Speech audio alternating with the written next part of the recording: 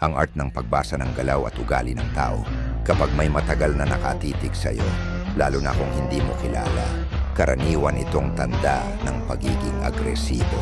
Ayon sa dark psychology, kung may taong nakaharap sa'yo at inilapag nila ang kanilang cellphone ng nakataob, malamang ay may tinatago silang ayaw nilang malaman mo.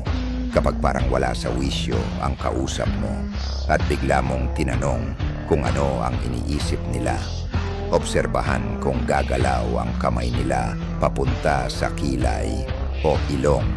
Ibig sabihin nito ay nagsisinungaling sila kahit ano pa ang sabihin nila. Makinig ka muna ng mabuti. Kung gusto mong maintindihan ang laro ng isip at emosyon, kailangan mong malaman ang galawan ng mga tao.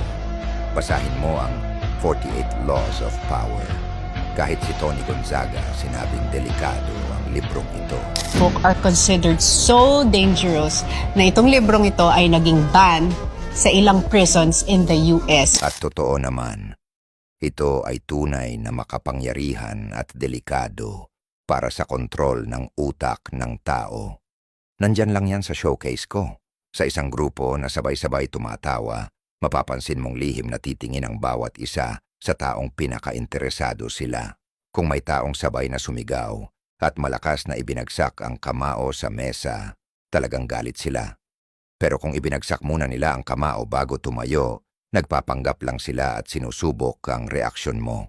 Kapag madalas kumurap ang isang tao habang kasama ka, nangangahulugan ito na hinuhusgahan ka nila.